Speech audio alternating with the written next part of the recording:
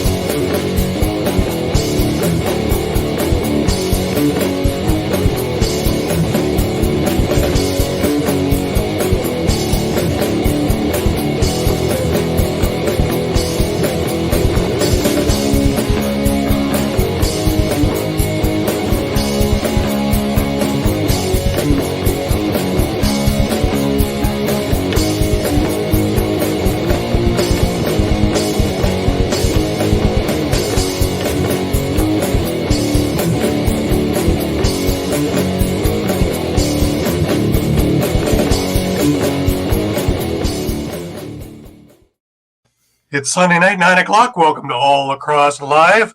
I'm Gary Groob in Toronto, finally back in Toronto. A lot of travel, guys. It's been a lot of travel. With me, as always, I have Shawn Slaght over at Moose Jaw. Shawn, how are you?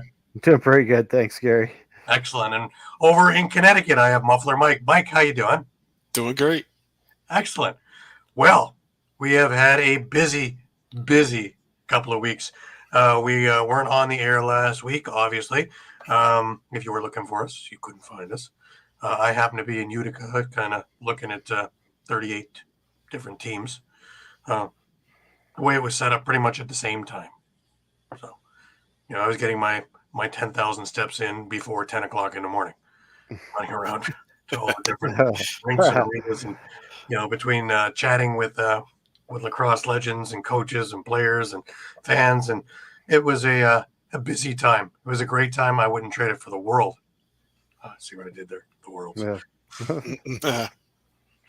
But just before we get going on all of that, just a reminder that our show is streamed live across Facebook, YouTube, Twitter, and Twitch, and you can also catch all the action on ELPsports.com. Remember to hit the subscribe, follow, and like buttons, and always share. As you can see, even though it's a little bit older a list, we have shows every day of the week for every one of your tastes in one form or another of sports. Notice us, 9 o'clock on Sundays, like always. If you missed a show, no worries. Grab all the podcasts on all the major podcasting companies, which include Amazon, iTunes, Google Play, TuneIn, Stitcher, Spotify, and so much more. As well, you can catch it on YouTube, on the EOP Sports YouTube page, or you can go to our YouTube page if you're looking for our stuff, in particular, All Across All the Time, where you'll find retro games, interviews, our library of shows, and so much more. Please don't forget to subscribe, follow us, and all that. Remember, you can stay up to date with all sports by visiting ELPsports.com with great articles from our huge staff and contributors. While you're there, please subscribe to our newsletter.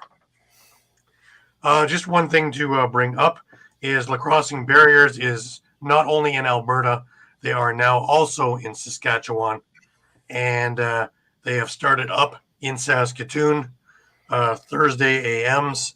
All abilities, all possibilities. Sask abilities are helping out. It's going to be great. So let's give them a hand, and if you have any questions, you can get a hold of Scott at lacrossingbarriers.org. Well, let's talk a little bit about the World Championships, guys. I don't know what your takes are. I'm going to ask because, man, I tell you, being there in the thick of it all, 28 countries for men, 10 countries for women, inaugural for the women, and boy, oh boy, you want excitement? That was the women. They were excited as heck on every game. Didn't matter if these were blowouts. It didn't matter. It was if it was a blowout game, it was learning. And the top teams were taking the time. The Canadas, the USs, the Haudenosaunee were taking the time to show pointers after the game, before the game, with them, to talk in the hallways. It was not just go with your own team here, there, everywhere. It was a real camaraderie. And if you ever had any doubt that lacrosse is the greatest community on earth, this would sway you 100% to show you. Didn't matter. Men, same thing most of the time, because obviously teams had to be elsewhere and whatever. But the way it was situated was there were 3 rinks in the one building. So you had 3 games going in there. The Adirondack Center was attached, and that was the main one, which you were watching games today from, with all the big seating in there. And there were games there as well. And for practices in the parking lot just outside of the entrances, this was just outside the media entrance, was an outdoor box where teams would have practice time. So there were things going on everywhere. I was having conversations in the parking lot watching practice. I was back indoors watching half a game. I was upstairs going through all the booths where all the other people networking, and Michelle Boyer was there with her women's global box network, and it was great. It was great to see all the stuff that they had there and all the interviews that they were doing in their own right, and really pumping the women's game. Me personally, selfishly, every time I could find a pin from a country, I got a pin from a country. So if you have a country that has a pin, DM me or send it to me or whatever. I'm happy to add it to the group there. But there are some interesting ones and really cool ones, as well as talking with the people there at the booths from the different countries. Because what was happening was they were allowed to set up their booth half an hour before their game, through their game, and to half an hour after their game in different areas in the building. So it was really cool. And they were selling whether it's jerseys, T-shirts, pins, different things. First Nations had a lot of different things in there too, which included language, things with DVD and how to speak Mohawk or how to speak. It was really cool. Lots of really great things to see other than the games. It's almost as though the games were. There was so much to do, so much to see, and the building. We were wondering they can go anywhere in the world. Why Utica? Well, after being in there and seeing the complex and seeing all the different things in there, let alone different areas for bars, restaurants, and things like that in there. I totally get why it would be there. If it was a bigger game, they could accommodate. If it was a smaller game, they could accommodate. If it was, just to, say a team that finished 27th and 28th, they could accommodate. It was great. And facilities to practice, because some of these teams, have been together for a year. Some of these teams got together 5 weeks ago. So pretty cool. Pretty cool. The women's, we'll start with them. And unbelievable, and of course, we'll get into the championship stuff in a few minutes. I had a chance to spend a lot of time with Team Holland, Netherlands, because I knew the coaches, and some of the players had been following us as well, and big shout out to them, and it was great to see them and to watch the excitement. Now, also, I want to put a little bit of history in there. Team Canada didn't give up a goal in a round robin. They went 113-0 in goal differential. The first people to score on Team Canada was the Netherlands, and they got 2 of them. So pretty cool. Pretty cool for a team that hasn't been together that long, for a program that's in its infancy. And they finished, I believe, 7th overall. And, good showing for your first time out in this kind of a tournament. Finland, they finished 10th, and unfortunately, they were the first game against Team Canada on the first day, and kind of lambs to the slaughter. But, oh my God, did they have heart. And, there was no such thing as heads down. They played their hearts out, and were learning on the fly. It was 31-0 for Canada. They only got 6 shots on net, but they were. And ironically, the game started, and the very first thing that I saw was an absolutely bone-crushing hit from a Finn on a Canadian. So they've learned the game. That was heartwarming right there.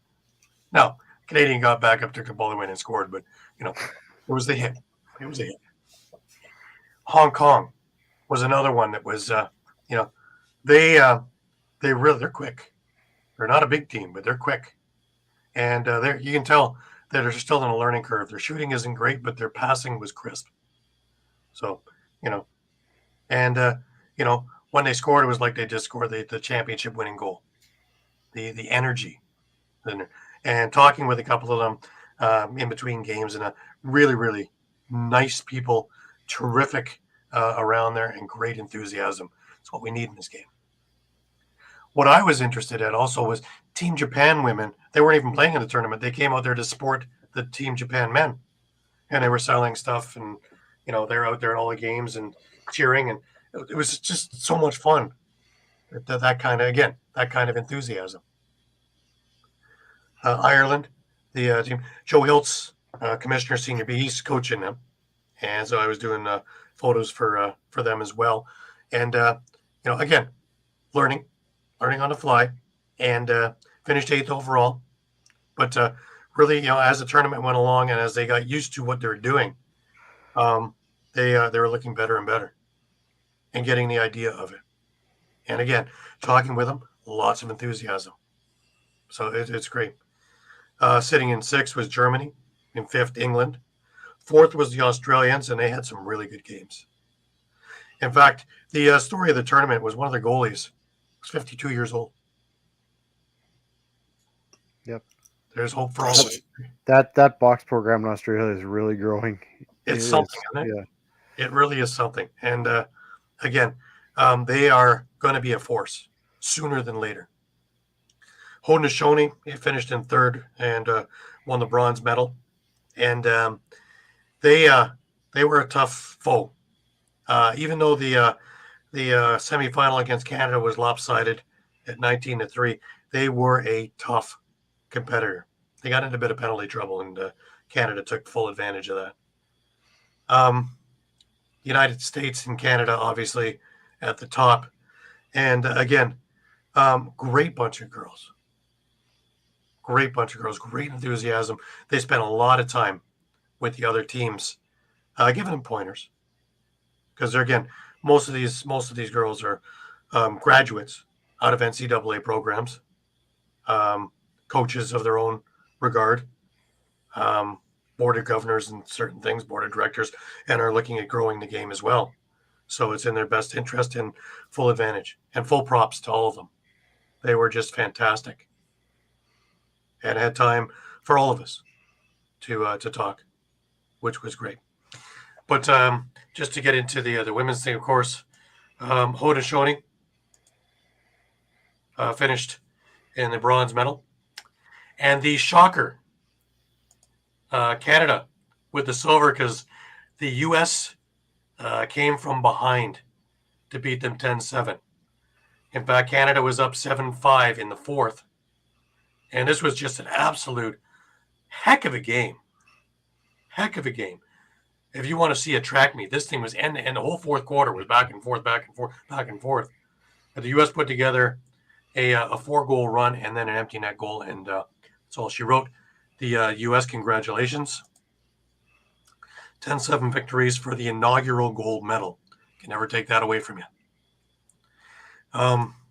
Allie Kennedy, she was the MVP, Team USA. She had a great 9 days. They named the all-women's team, and as you can see, it's Canada, U.S. based. Ingrid Boyum, I would say, if it wasn't Kennedy to be the MVP, that was your MVP. She made 34 really tough saves in this game. She was solid in that. Big save after big save. It was 2-1 U.S. at the half. She was incredible. The Team Canada scouting was to put it 5-hole. She let nothing in 5-hole. It took them to start picking corners to try and get some movement in there. Erica Evans, what more can you say about her that hasn't been said? She was incredible. There were a couple of games where it was sock tricks, 8 goals in one game. She had a fantastic series. Erin Bakes was incredible today and has been incredible the whole tournament as well for Team USA. as was Jordan Dean for Team Canada. And Megan Kinna, she was insane. A definite yang to the yin of Erica Evans. That was a 1-2 punch that not many teams could withstand. So, kudos. World Lacrosse got this correct with this world team. I'm going to throw it over to you guys. Mike, let's start with you. Let's take on the inaugural women's thing. I almost feel that after watching them for the last 9 days, that I can't remember the tournaments when they weren't there. They certainly fit right in and just blended, and were supposed to be there. Huh? Yeah. This is nothing but good vibes here, if you will, for just the growth of the game, the expansion of the game.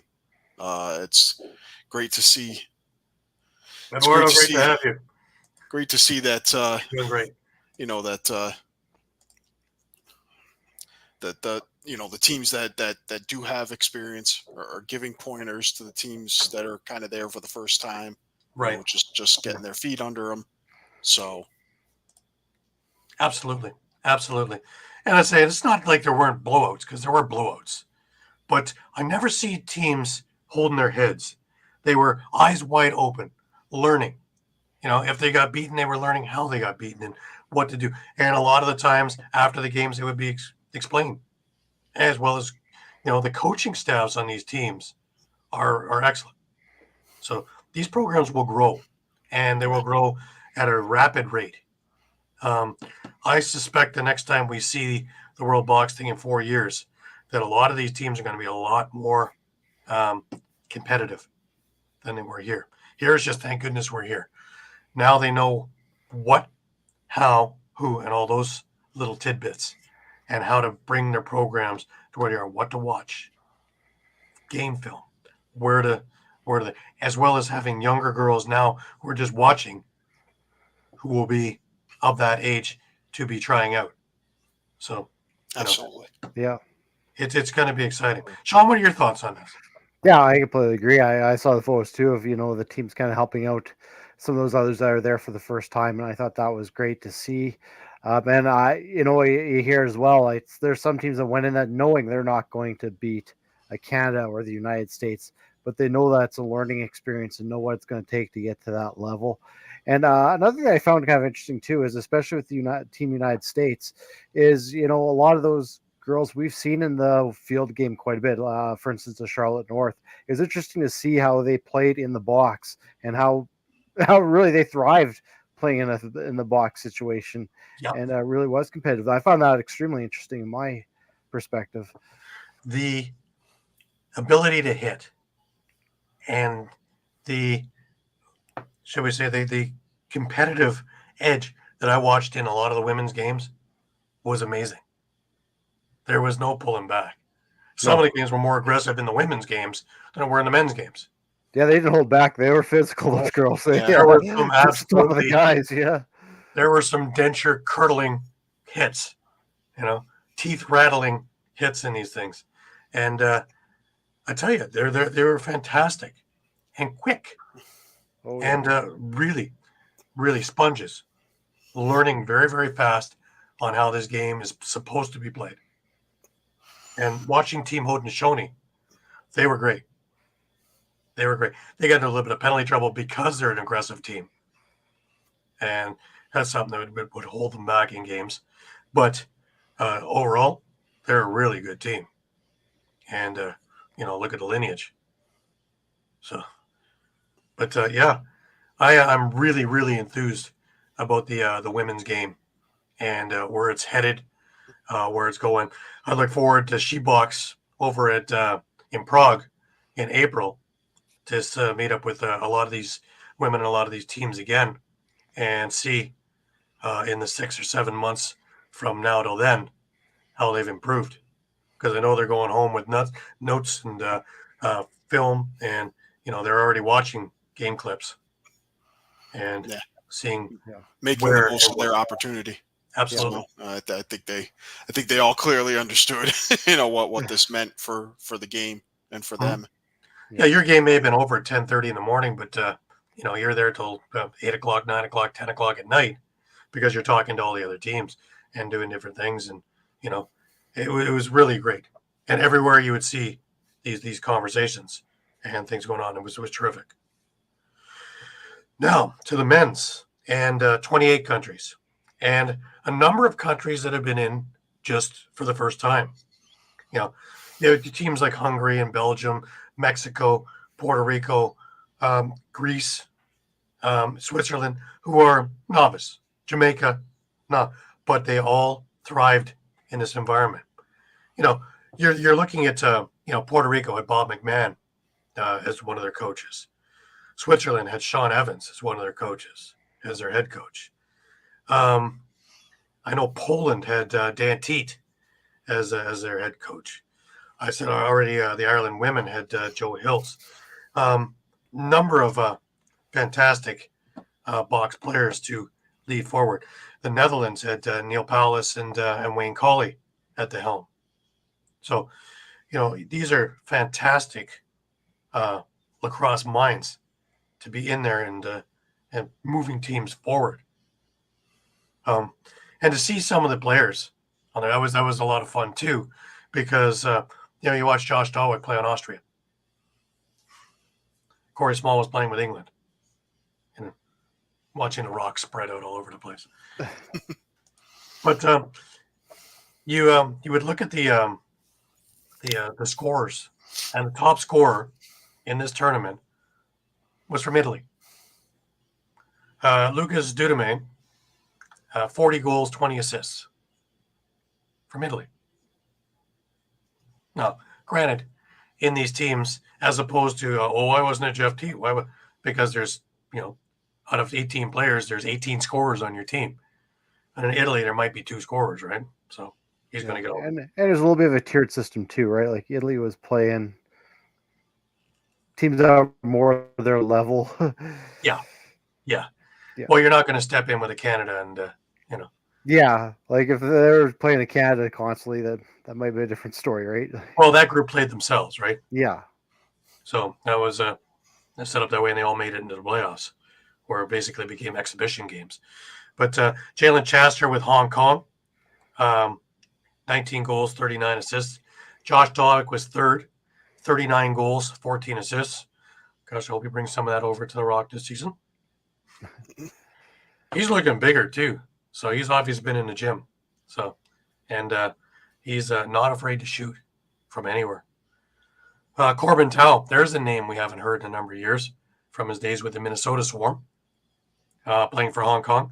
40 goals, 11 assists. Brett Kajula, Finland, 33 goals, 16 assists. Brian Gillis, from Ireland, 27 goals, 22 assists. Ben Stewart from China, 36 goals, 10 assists. And then around number 10, there's Jeff Teat, 14 goals, 28 assists. Anyways, guys, we're going to get back to this in a minute. I've got a guest to welcome, and got to be halftime. Got to be halftime at the I want to bring the coach, GM, and owner of the Rochester Bats onto the show, Mike Cooper. Mike, how are you? Good. How are you guys? Oh, we're great, man. We're just talking about World Lacrosse and all the things that went on, and understanding why it was in the University of Utica in Nexus with all those rinks and everything like that, and to make it work. And I know you're going to be there in a couple of weeks with the Rochester Bats for Laxney. Let's start off first to remind everybody how you picked up a stick first and moved on up to where you are. Well, first I want to say thank you guys for having me on. I told you earlier, you've always supported me, supported the teams I've been on. So, big appreciation to you for taking care of us and supporting us and everything like that. Always. Getting a little bit older, right? So this is my first year going into this event as a coach. Saying that, don't say I don't strap up the pads. Though there will always be my car ready to go. So, I'll be as a coach this in a couple weeks. But if I have to dress, they'll be there. They'll be ready to go. So, but with that, I picked up a stick, 15 years old or so like that. My cousin gave me a stick and a ball, and going through a hard time at that time. My mother was passing away, and at that time I was all about football, and he gave me a stick, gave me a ball, and I just spent hours with that stick and that ball. And next thing I knew, I was all about this game. Brought me to my first Nighthawks game, and watching the old school Nighthawks, Junior, Sudan, Andrew Turner, Casey Zapper, and I talk all the time. O'Toole, Hazer, and all those guys. It just clicked at that point, and it just was what it is. And jumped into the high school game, played college, played on the res for a little while in Tonawanda, where I first played my first box game. Came up into Canada, played in Six Nations for a little while, and next year I know I had a few stints a little bit in the professional world, and full circle. Now I'm back to my talent teams, where I'm running a youth program, K through 6, that I took over last year. Running tournament teams, a couple younger ones, 2030s, which is I'm a lacrosse player again, so I'm not good at math. So I think that's 7th grade or 8th grade.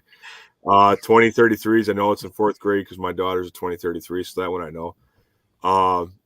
And we're taking over the box game this winter. We're helping them run in the youth division from 3rd grade through 6th grade. We're extending it down from varsity, JV, and modified down to that level, so those young kids get to understand what the box game is. Because to me, that was important. Once I played box the first time, I'm like, how it translates to field is huge, and I'm like, if I can give anything back to this town or this community in general, like that's where it's need to be. It needs to be in the box, and that's how these kids get better. And so to get that going, that's pretty big. So I think that sums it up pretty good. Right. Now, the Rochester Bats, you've been around for a number of years now. How did this come about? So we began in 2018. So I was playing summer ball. I was kind of winding up my end of my summer ball at that point. We found out we were having a baby girl in early 2000, so we just had a baby girl. I'm sorry. So I knew my summer days were going to come to an end. I knew I wasn't going to be able to compete, those, 18 games, seasons and stuff like that. I knew that wasn't going to happen. So I wanted a team that can compete. And that's when the tournaments started coming up. These big tournaments started coming up. Laxney started coming up. That was big. Prague started to come up. That was big.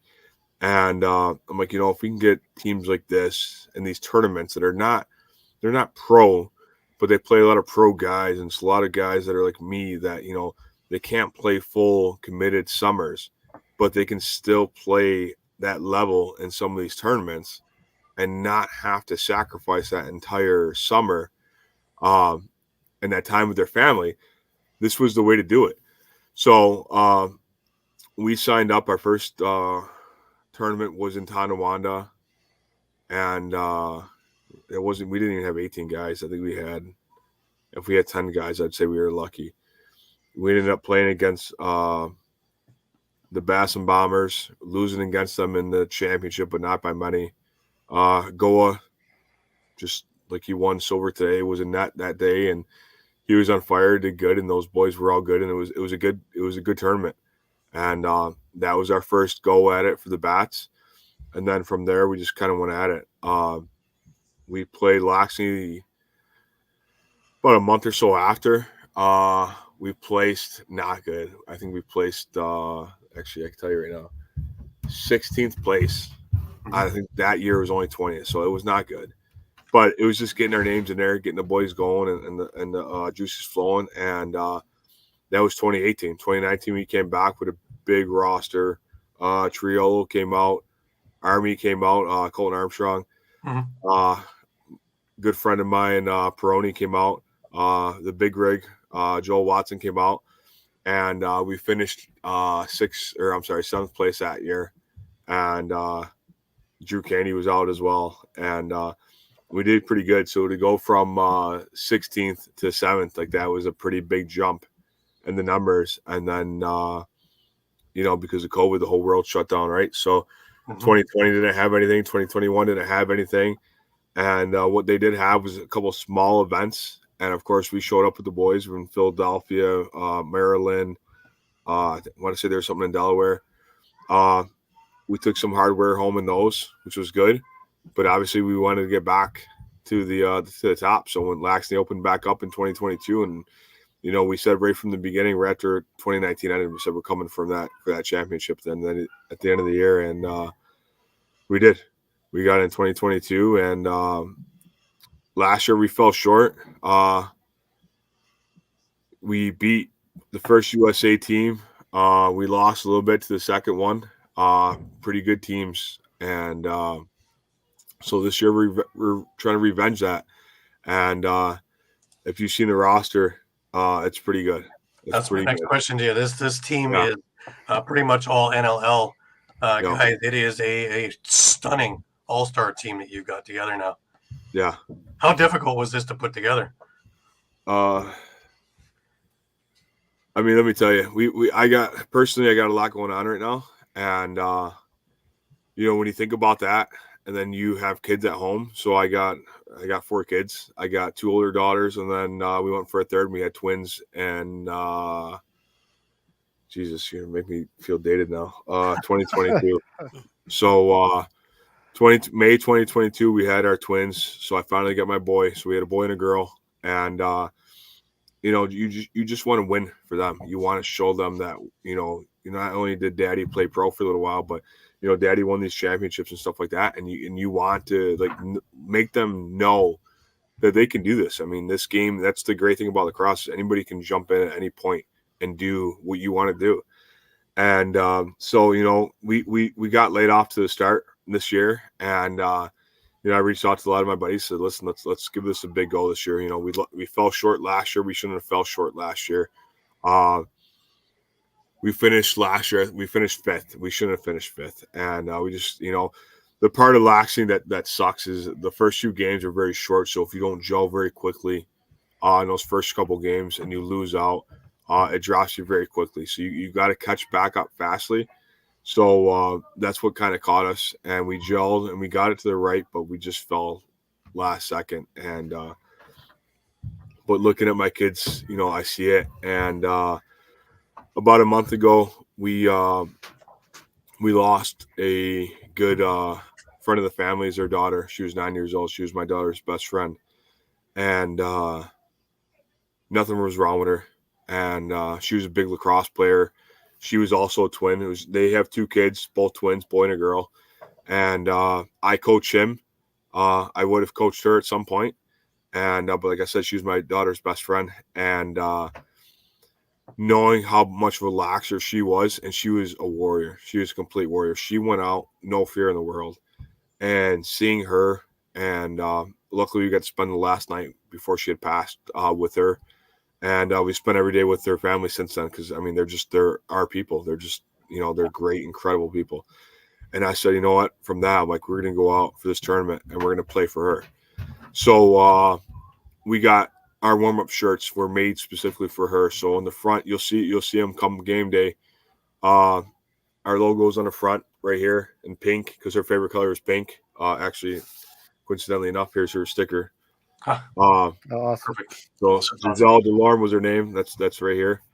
On the back, it'll say I'm playing in memory of Gigi Delorme. So that was our kind of end all to get everybody together. Let's get this team together and let's make the run. So yeah, so we're pretty juiced. We're ready to go. Excellent. That's awesome. That's great. All right. What's up afterwards? Because I know I've watched you hang them up, and I've watched you put them back on, and I've watched you hang them up, and I've watched you put them back on. I believe the last time around when you hung them up, you scored 3 goals and had a tussle at the end of the game too. So yeah. It's in our blood. We can never. Yeah, you sound like my wife. So she says the same thing every single day. So I guess at the end of the day, I can't say that I'm gonna hang him up. I can't. There's just too much juice ready to go. So right now, random back injury. I felt it this morning when I woke up out of bed. Right, so I got the Tiger Bomb going, and I got the PMs, or not the PMs. I'm not that old yet, but we got the Tylenols kicking and trying to get the body right. And we'll see. I just, like I said, I'll roster myself this year, and if I'm needed, I'm there. But I'm ready just to coach. It's going to be me and Eric Peroni. Eric Peroni's a Hall of Famer and the Ontario Hall of Fame. He's incredible, absolutely incredible. He did a great job last year leading this team in Laxney. So I'll be happy to take the bench with him. And if a couple guys get hurt or something like that, or we need maybe we need a little bit of a rough play or something like that, maybe I hop in and get it going. And I might be a little bit slower, but I got no problem getting that going. So that's not something I'm worried about. Drew Canny's not playing with us this year, so him and I have been, texting back and forth. If we end up playing together, it'd be good to get a little scrum between him and I going. So we're not saying it's not going to happen, but I'm happy where I am on the bench finally. And like I said, coaching with Eric, he's such a genius. At some point, if he'd be a good coach in NLL. So that's where he needs to be. And then we got Rob from Twisted Heads. Great dude. He's our equipment guy and our trainer. He'll be on the bench with us. Awesome. So that's where I'll be. I got no plans. I got no plans to go NLL this year. I got no plans to go to camps. I got nothing to do with that.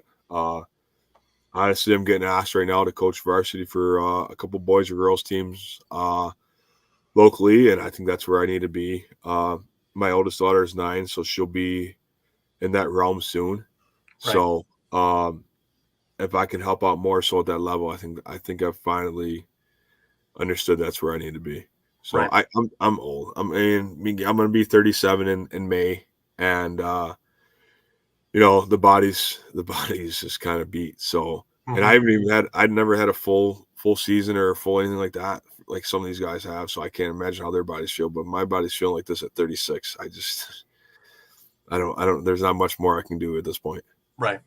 Now, every year you have your invitational. Are you planning on doing that again this year? Yeah, we just set the date. Let's see if I can find it. It's gonna be early. It'll be April 5th. So Saturday, April 5th. Who we're playing yet? We don't know yet. We'll see. But we'll be ready to go April 5th. All right. It's important because I need to know the date so I can get that weekend off to make sure I'm out there for it, because I love it. I love going to those things because it's just so much fun to see. Number one, see everybody, and number two, it is really a competitive game. It is, and a lot of fun too. So, it is. And we try to make it free. So I'm off that weekend. I'll be there. I think this will be the third. The third. I might be wrong. This might be the fourth, but I think it's the third invitational, and we do it for free. So we as a team, we take on all the costs and stuff like that. And as long as you have a ticket for that Nighthawks game that night, that's how you get through the gates. Just show your ticket that night and sit wherever you want to watch for our game, and then that's all it is. And it's gotten bigger and bigger every single year. More and more kids. We're getting a bigger support from the Rochester community, which is huge. A lot of families that can't afford to really go to the Nighthawks games, we get cheaper tickets and we get them out, and they end up being able to go to those games for that cheaper cost, and they come in and support us, and they thank us for putting on a great show before. And after every game, we always do that autograph event with the team and stuff like that, and the youth loves it, the community loves it. It's just something I always learned. It was a big part of me, growing up, that on the reservation, you always learn to give back. Like, that was the biggest thing. You always gave back. Right. And so after every game, no matter you win or lose, and thankfully we've won them all, and we've taken home that hardware, but whether we lost or not, and whether we, going forward, if we lose, it doesn't matter. You take those minutes and you greet those fans. You greet those little kids that are looking up to that Rochester team. And, you high five them, you sign a ball or a jersey, or you do stuff like that. You take pictures with them, and you get them ready to be the next set. I mean, that's how I got into this. I always bust balls with Drew Carey. I mean, he's going to go for that. Drew Canny. But now I'm definitely getting punched for that one. But first game I went and saw was the Nighthawks versus the Bandits, and I was chirping Steenhouse, and Candy jumped onto the window pane where I was, and he started going at me. And next thing you know, like that engaged me, and then that was it. Like that was my drawn-in factor for this game. And then we ended up being teammates, and now we're good friends. Now are we good friends after that comment? I don't know, but we're good friends now. And it takes those small things that engages the community, that leaves memories for a long time that you don't want to not have. So we'll be here for that as long as we possibly can, and we're pretty excited. But as far as what's next for us, we try to leave it blank. So a lot of our guys are NLL guys. Some of them are still in the ALL. So doing stuff after Laxney is kind of out until we get to the Invitational, because a lot of these guys are there. Right. And I don't want to just put random teams in that are not going to be fun to watch and going to be, good to go. So Laxney's next in a couple weeks. Then we'll get the Invitational set up. And if something happens between then, you guys will be the first ones to know. But, our guys are always ready to go for sure. Right. Now, this tournament's set up a lot like the Rubeski tournament. Have you thought about putting a team in the Rubeski tournament? We've been asked for a few years now. But maybe I can't remember what I did 20 minutes ago. So to get all the equipment, get the jerseys, get the roster set, and then send them all on a plane over to Prague, like it's there. The thoughts are there. Not going to say never. But once my kids get a little bit older, I think that'll be a lot more doable. But right now, it's definitely not doable. We've talked about merging with a couple other programs that have or have not been over there. I don't want to drop names. So, but we talked about doing some kind of a merger to make that work a little bit easier for us and them. So I won't say never. But as far as Rochester Bath's complete team over there, probably I would say maybe in the next 5 years or something like that. Maybe we'll get one over there, because that's definitely on the list to get to for sure. Because that'd be a must-see game, man. You get the Bratislava Bats against the Rochester Bats. Yeah, you put the name on the thing for the title, right? So yeah, when we see it all the time, guys got their jerseys on or our shorts on or our jerseys on and their shorts on, and they tweet us with it and stuff like that, and it's funny, but yeah. Oh yeah, no, I love it out there. I think that team would do amazing out there, and would just be another upper echelon team in there to go with a lot of the other ones in there. So and that thing is every year bigger. So I think that's a goal for something. And I already work with the Gales. I'd love to have a secondary team to work with too. So yeah, we'll have to put Bryce Tomey up to see where he wants to go, because I mean that's his team right there. So does he go over there or does he come with us? We're both his team, so we'll see. But I will give a shout out to Scott Neese with Laxney and Connor Wilson. Those guys put on such an incredible tournament, and they do such a great job. And I know Scott right now is tied up doing the World Games, and last time I talked to him a couple of days ago, he's on like 3 hours of sleep every single day. And then have Worlds that just ended today, and having Laxney, it starts in about 2 weeks or so, 3 weeks or whatever. And that's a big tournament to have within a couple weeks off, and then go right back at it for 3 or 4 days. And but they do such a great job, and that Nexus Center, like you said, is such an incredible place to play in. Last year was the first official year that we played out there, and it was absolutely beautiful. And we played one game on one of the non-main rinks out there, and it's just nice. And the PA system is crisp.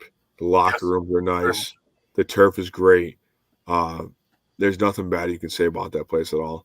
And it's central for everybody. Yeah, like it's right off the highway, and literally it's 2 minutes off the highway for anybody who's coming to get there. So it's really convenient for everybody. Yep, and they got those big parking lots that are right there. There's hotels that are right there. There's restaurants that are right there. For the guys that are younger that can able to have a couple beers or two after the games, those are right there too. we were bummed last year not playing at the auditorium and defending that ship in the auditorium. But let me tell you, playing in that Nexus Center, it was good. It was very nice. And I wasn't upset at all playing out there. So we're looking forward to getting back there. Well, I don't want to keep you on a Sunday night. I really appreciate you taking the time and talking with us. I want to have you back on afterwards so you can show us the hardware. That's the plan. I got the somewhere back there. I got the there it is right there. Mm-hmm. The banner for 2022. Love so it. Hopefully we'll have another one of those hanging up within a few weeks. But it's all right to have me on right now. They're down 21-3. I don't even want to look at this game right now. As you can see, I keep going off a little bit. But I'm trying. I can't look right now. It's just not. It's like playing Kansas City. You just can't beat these refs. So yeah, well, I'm trying not to watch. So, but I appreciate you taking the time, especially on a Sunday night, especially after the whole week of Worlds and things like that, to keep us all entrenched and engulfed in all kinds of fantastic lacrosse. So, what a good game that was today too. That gold medal game that was absolutely incredible. Gold medal games were insane.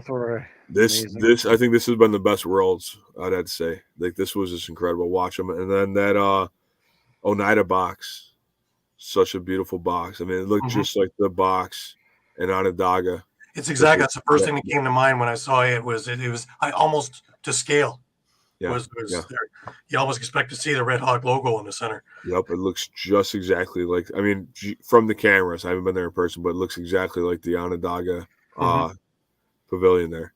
Yeah, so that's beautiful. Yeah. But all right, well, thanks for having me, guys. I appreciate it. Again, thanks for supporting me. Thanks for supporting the teams and stuff like that. And yeah, I'll be back. I'll be back whenever you guys need me.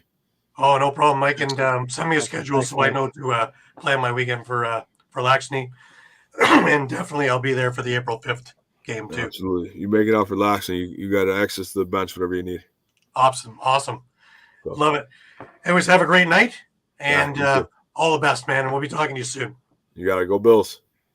That was Mike Cooper of the Rochester Bats. And that's going to be exciting. And if anybody's been watching over the last couple of weeks as he's been introducing the players, excuse me, one at a time, all NLL and some practice roster guys, but all NLL drafted guys. It's a sight to see, and it's going to be a very exciting team. And he always puts together a great team and a very competitive team. And this is going to be interesting. So this is going to be another exciting little tournament too. It sounds like a really competitive tournament. It is. It is. And, you can catch it on YouTube as well. On Laxney. If you go on to Laxney 2024, if you Google it and get onto their website, that will give you all the things to do. If you want to go there, you can book hotels through there. If you want tickets, you can book through there, and also YouTube. So get onto that and let's support it as much as we can because, man, we got to keep ourselves busy until NLL season starts. Anyways, before we get moving back to World Lacrosse, just a reminder, this part of the show is brought to you by Sherry's Tickets. Great moments don't just happen, they happen with you in the crowd. Sherry'sTickets.com is easy to use and has no hidden fees. The price you see is the price you pay. Pay less, play more with Sherry'sTickets.com and get the tickets you want. Save even more by using the exclusive promo code EOP10 and share an experience that will live on. Don't pay hidden fees and save 10%. Why use any other ticket reseller and get those hard-to-come-by tickets to the big game? If you need a more personal touch, give them a call at 610-494-5050. Sherry'sTickets.com also has great theater and concert tickets that are hard to get your hands on. Remember, don't overpay with the rest and save with the best at Sherry'sTickets.com. For that next great moment, save 10% by using the promo code EOP10. Great moments start at Sherry'sTickets.com. Yes, they do. Now, we were talking about the men's category, and, well, let's let everybody in on what we already know here. First of all, the Haudenosaunee won a bronze medal. That's the first time for them because they've finished in the silvers every one of the last 5. So who would have knocked him off? Well, this was probably the best game of the tournament in my eyes. was the U.S. The U.S. had beat them 12-11 to make it to the finals. And it's funny because Mitch Belisle and Teddy Jenner were both talking about it. And Lyle Thompson had a breakaway with seconds left in the game. And Goa Abrams made a fingertip save that went off his fingertips off the post and out. I would have lost my house, as would they have lost their houses, betting that Lyle Thompson would score on a breakaway with seconds left to tie the game. So that's how that stood. That was the game-saving save, and 12-11 was that score, which sent the U.S. to the finals for the very first time in their history. Now, Haudenosaunee won 14-5 over England in the bronze medal game. The gold medal game was this afternoon, U.S. against Canada. And, the Canadians came out strong, winning 13-7 and winning their 6th consecutive gold medal. In fact, one other stat is they've never lost a game in the World Box Lacrosse Championships. And, of course, the U.S., with a great showing, first time in their history to win a silver and make it to the finals. So nothing but up in this. Jeff Teat was named the MVP. And as I mentioned, with his goal scoring and just Jeff Teat being Jeff Teat, showing again why he's one of the greatest in the world. And Ottawa, you have an awful lot to look forward to come the NLL season. Him alone, let alone his cast of support, are going to be really exciting to watch. The World Lacrosse also named their all-world team. Christian Del Bianco as the goaltender. Jack Hanna from the U.S. as well as Connor Kirst. Jeff Teat and Steve Priolo from Team Canada. And Randy Stotts from the Haudenosaunee is the all-world men's team. Thoughts, guys? Mike, let's start with you on this men's tournament. Oh, well, just phenomenal all around. And I think much the same with the women. You know, some of the lower tier teams obviously made the most of their opportunity. Absolutely. You know, on one of the biggest stages in the world. So, you know, congratulations to all the teams, obviously. And just love to see the game continue to grow. Absolutely. Shawn, your thoughts? Yeah, same thing. I kind of liked really the layout of how they did the men's and kind of that tiered like pools, so that, you know, you're not seeing a team like Greece just getting blown out by Canada or the US or Haudenosaunee. They're kind of playing teams more their level. But in the end, I mean, again, a great tournament, again, growing the game. And I know even before we had talked about maybe some question marks about the US's roster. Well, holy, did they prove us wrong? Yeah. They looked really, really good this tournament. And I mean, they took out both times they took wins over the Haudenosaunee, which shocked me, to be honest, and really proved it how much that box program is, again, growing in the U.S. What I was enthused about, you know, like taking a look a little bit further down, you know, you got Canada, U.S., Haudenosaunee, England, which was absolutely, you know, the first division. That was Group A. Fifth overall was Israel. They had a great tournament. And, you know, guys like Graham Bergsma on the team, Parker Pfeiffer on the team, Brennan Lundy on the team, you know, all guys that are going to the NLL. But they're getting stronger and stronger and stronger. They had Nate Solomon join them a little bit into the tournament. And if anybody remember me talking about him from the field, he was the one that stood out with Team Israel on the field side. Boy, oh boy, he can play box too and do it well. And, you know, that Israel team is a really, really strong team. Interestingly enough, a number of their players were IDF soldiers and took furloughs to play in this tournament. So things get real for them again as they head back to whether it be northern Israel or to Gaza or whatever, wherever they're stationed. Things are real. So interesting. to see where everybody's from, as well as having North Americans and whatever on the team. But Czechia, I already talked about that when at the Rubeski tournament, and they finished 6th and had a really strong team. So you can see that the other European countries are starting to make their way up. Ireland finished 7th. Japan, who had a great showing in the field tournament last year, they're moving on the way up in 8th. And they gave Canada a heck of a run in the quarterfinals. Finland in 9th. Germany in 10th. Australia 11th. The Netherlands finished in 12th. Italy 13th. U.S. Virgin Islands, who really haven't been together that long, in 14th. We're only at the halfway point here. So then you move a little further down. China, Slovakia, Poland are all getting their legs about them. Scotland, Austria, Chinese Taipei, Hong Kong, and these are all teams that are going to be moving their way up. So there's a lot of things to be enthused about in this tournament. So again, kudos to World Lacrosse for all the things that they did. The award for Alfie Jacks and the ceremony that they had in the middle of one of the games was just incredible. I was so glad to be part of it on the floor while they were doing that.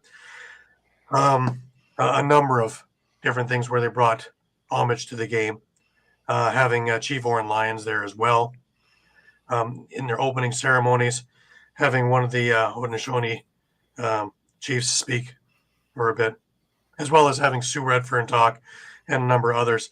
It was great. And it was not overblown, but it was a great opening ceremony. And, of course, having these playoff games in both the men's and the women's were just incredible. All righty, let's move on. The NLL had a number of signings. We'll get to that in a minute. Just a reminder, this part of the show is brought to you by Philly Sports Trips.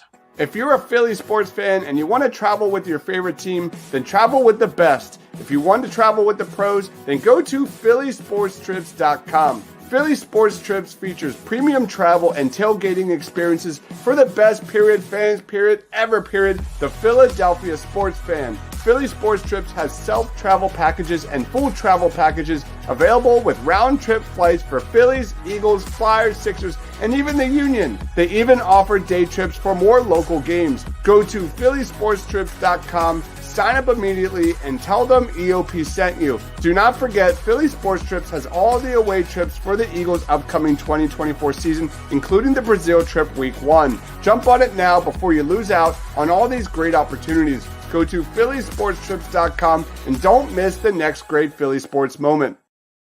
Absolutely. And the Gobbler, Pat, he's asking how we're doing. Very good, Pat. Great to have you with us. Herbie John, who I met up with at the Worlds also and was doing roughing. Great to see him as well. Looking forward to seeing more of him and watching him in NLL as well. Just fantastic. So much fun talking with him and, such a great guy. Just, again, another example of how great this community is. And Grant Kellen with us. Had a great time at the Worlds, Grant. Hopefully Kuffla's been good to you over there with Laurier, coaching the women's teams. We'll be back online with Kuffla next week to get back in the stream of things. They have a busy schedule starting with games tomorrow for everything like that. A brief look at their standings, and McGill is sitting on top in the East at 6-0. Trent at 6-1 in the West. Guelph is sitting at top 4-0. Western 4-1, and like I say, they got a busy week. Regattaway Cup is not far off. Got to do it before the snow hits out here, Don't have this problem in the South, do they? Anyways, the NLL, while we've been doing all this stuff, has still kept themselves fairly busy, and a number of signings along the way. And I'll bring the screen up and we can take a look. I guess we have to start here at the 17th is where we left off, since we haven't had a show in a couple of weeks. And really, the big one there, Shawn, is Patrick Dodds on the holdout list. Yeah, and word is that it's a work commitment that could possibly hold him out the rest of the season. So we were talking about how the Rush were kind of loading up that one side, and it looks like there's a reason why now. Is Right. because they're likely going to be losing Dodds for this year. Right, and they signed Brock Haley, so that's a good sign. Yeah. There. Justin Sykes signed to San Diego from the draft list, which is also a little bit of youth in that team. Never hurts. Yep. That'll bring their average age down to 41, I think. I kid. Looking through the list here, Thomas Vazen, Colorado, to a 1-year agreement. Then all of a sudden, Saskatchewan signed like the whole lineup, right? Yeah, that was a draft class. Jake Daso, Denton McDonald, Zach Thompson, Reese Barnes, Marcus Needham, Garrett Brockmeyer, all the 1-year agreements. Yeah, that's their draft class, right? Those are all the guys they drafted. Yeah. Right. Is there anything that stands out on this list of, oh my God, there's somebody signed?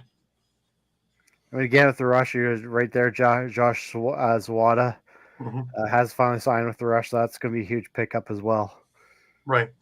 With the Nighthawks getting Joe Post onto the active roster, I think is big because that takes care of their face-off problem, as we found out last year. Well, it says they're putting them on the holdout list. Oh, from the active roster. Yeah. But didn't they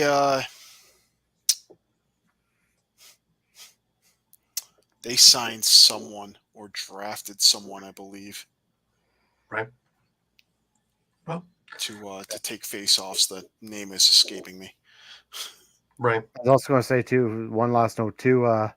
Warrior signing Reese Porteous. I like that signing. We saw what he did in the summer. Just it'd be interesting to see now what he can do at the next level. Right. The Wings keep making news and noise. Tyler Burton and Chris Jordan to 1-year agreements, and released Nick Ellerton. So I like the Tyler Burton signing. That goes right into Paul Day's kind of thinking. Vegas signed David Brock, who we really thought was retiring. Now, curious enough, does the league come down with any punishment for his escapades in the playoffs last year, and will it keep him out of the lineup here, do you think? I would think so. Yeah, you'd have to think so. Yeah, it's got to be at least a few games, I would think. Now, granted, he didn't get out there. It would have been a whole different story if he actually made it up into the state. But still, the league has to be doing something. Yeah. I think.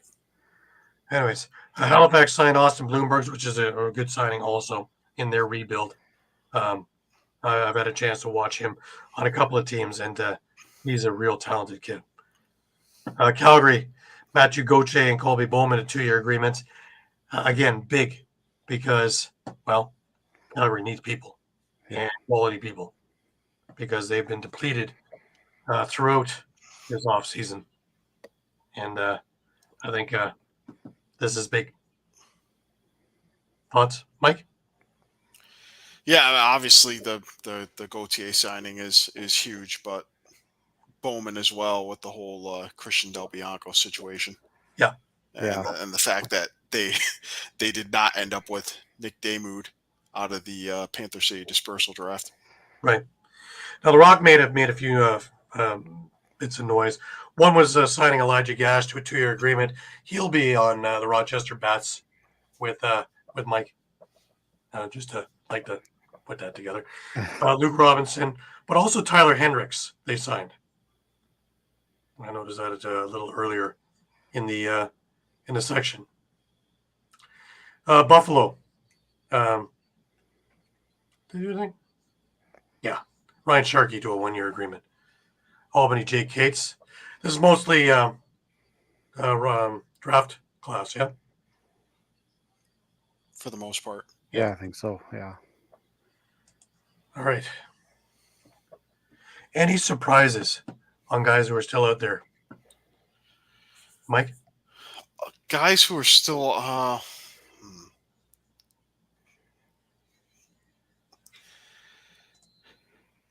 I guess I'd say I'm more surprised that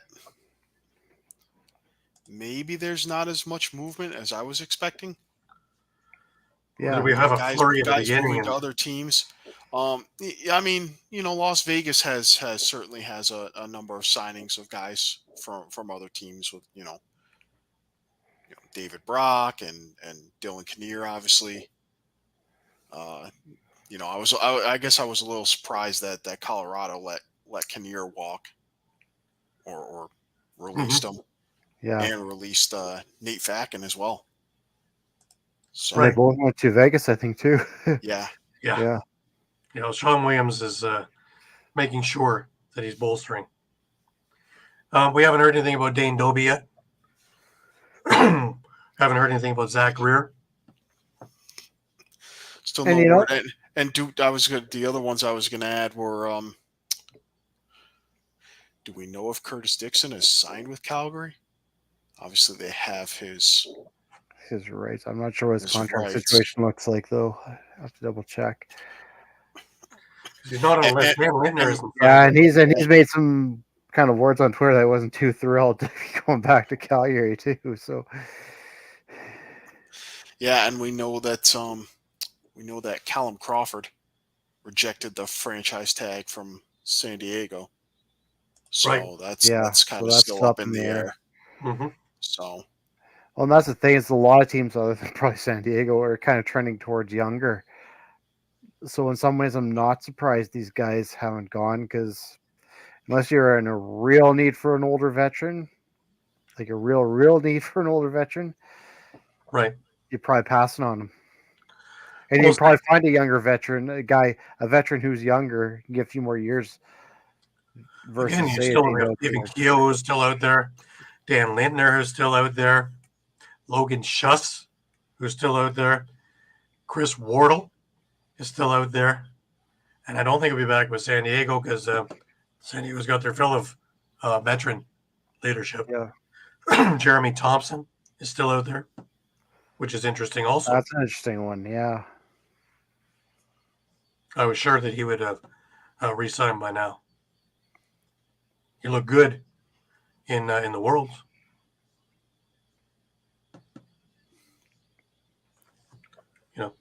These are the names that are just, oh my, still sitting out there going, wow.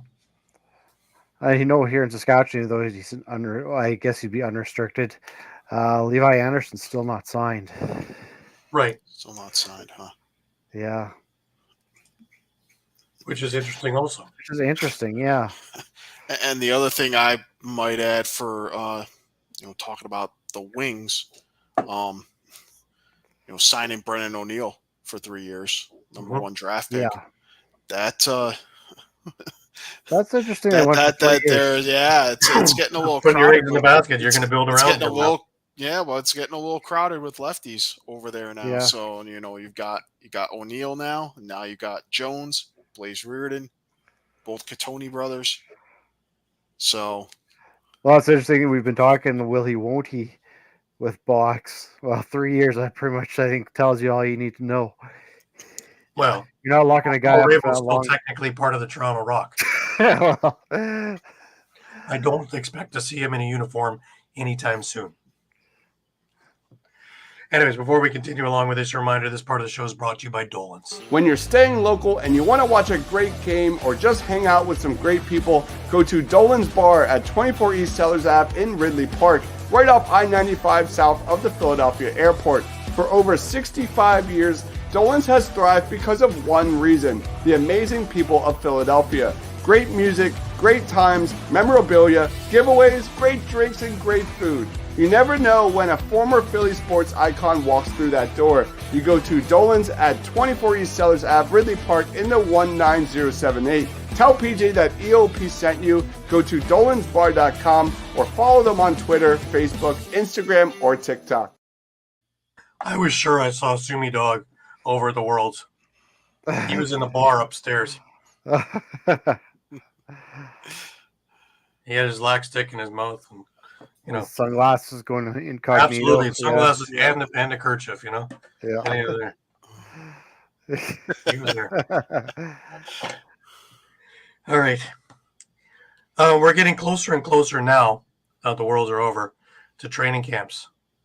Mike, we're about ready to embark on our yearly statuses of the NLL teams. Yeah. Starting, it'll start not this week, but the following week. And it'll run every Tuesday Thursday. and Thursday. Yes. Yeah. Pretty much up until just about the start of the season. So. And we will give you the highs and the lows, the highlights and the lowlights, what moved and what didn't for each and every team. And I like them. They're pretty in depth. They give a good semblance to what has gone on and what is about to happen. And then before you know it, we're into training camps and preseason, and away we go. Remember, last weekend in November is the NLL season. And we're just coming to the end of September now. Time's just flying. It's just the other weekend where I was at the first game of the MSL season over in Six Nations. Well, we've done all of summer ball, fall ball, and we're ready to roll into winter ball now. Just a reminder to everybody that tomorrow, September 30th, is Truth and Reconciliation Day. Remember to wear your orange. Yes. It is the least Absolutely. you can do, is at least remember. And let's make sure that none of this ever happens again. And I have my Netherlands orange behind me as well. It's cold where I work. I'll have them both on. But yeah, in Toronto, we've had the Native festivals over at City Hall all weekend long as well. So that's it's a great lead up into Truth and Reconciliation. I believe it'll still be there tomorrow if anybody has time and is in the Toronto area to go take a look at that. And again, in your orange shirt, please. So just a reminder that this part of the show is brought to you by Cherry Injury. If you get hurt at work, in a motor vehicle accident, personal injury, or affected by criminal law, you call David R. Cherry of the Cherry Firm. Cherry Law Firm is here to fight for you and get what you deserve. Cherry Injury Law is a dedicated, well-established personal injury law firm built on the promise of aiding the seriously injured throughout the state of Pennsylvania. If you have been seriously injured in the state of PA by the negligence of another, and if you have questions for a Westchester or media personal injury attorney, please don't hesitate to call. Call 610-565-0300 or go to cherryinjurylaw.com. Let David R. Cherry fight for your right. And again, that number is 610-565-0300 or go to cherryinjurylaw.com. Absolutely. Just a reminder to everybody that we are on Facebook, we are on Twitter, we are on Instagram, we are on Thread, we are on YouTube. More games coming on, retro games going on to the YouTube soon. All kinds of things going on in there. So please give us a look and give us a follow. Please.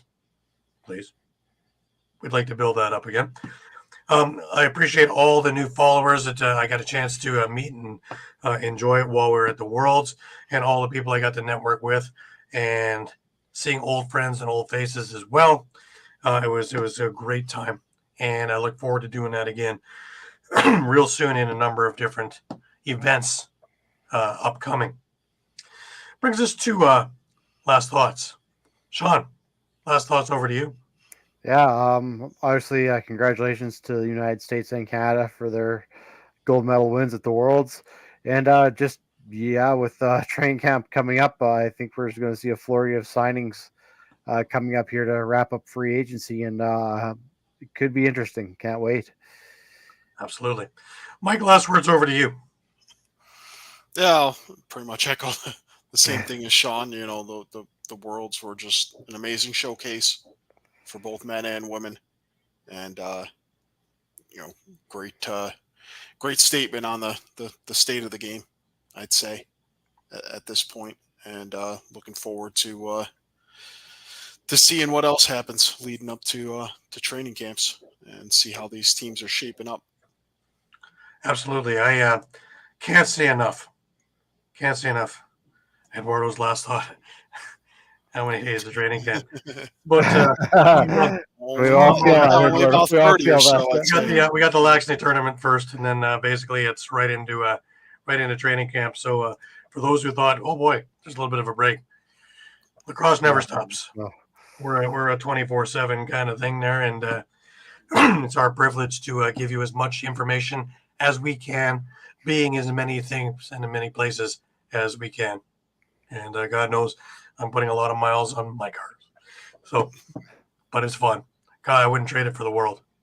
I am one of the luckiest guys around to be able to do this and have fun at all these places and all these tournaments and be able to watch live all this great lacrosse, men and women, and watch this game just grow exponentially and rapidly.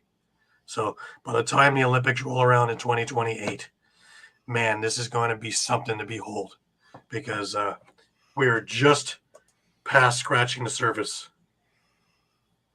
So we're in NLL. I am sure Christopher Walken would be very, very happy with that, as he brings to each game more cowbell. More cowbell. I have had my fill of drums and cowbells and things like that over the last couple of weeks, and it's great to be back at home. I already have lacrosse withdrawals, believe it or not. But it's been fantastic. It was a fantastic ride. And like I say, World Lacrosse did an absolutely phenomenal job. Usually there's snafus and things like that.